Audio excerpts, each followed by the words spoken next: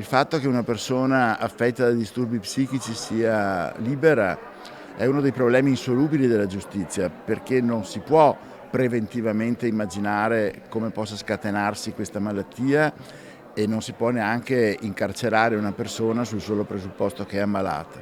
Questa è l'analisi dell'ex procuratore aggiunto di Venezia, Carlo Nordio, che interviene nel dibattito nato dopo l'efferato omicidio di Elisa Campeol. Una disanima puntuale, quella del magistrato, sui limiti della giustizia di fronte a queste patologie che rendono problematica una revisione del sistema. Il sistema va rivisto, ma sempre conoscendo i limiti della psichiatria e della psicologia. Le malattie psichiche sono le più difficili da individuare, da curare, ma soprattutto sono le più difficili da farci prevedere quella che possa essere, quali possono essere i loro esiti e i loro risultati, e in questo la giustizia è indifesa.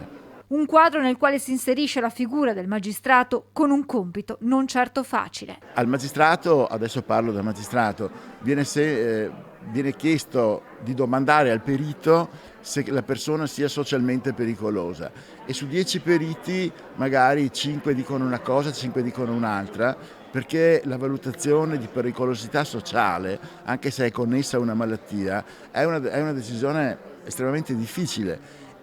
Allora tu puoi oscillare da una limitazione dei diritti dell'individuo, limitazione dei diritti che magari è infondata perché questo individuo malato non è socialmente pericoloso, a correre il rischio di lasciarlo libero e che poi commetta un reato. Questo è un giudizio prognostico che è quasi divino e sul quale bisogna, posso dire con grande dolore, rassegnarsi.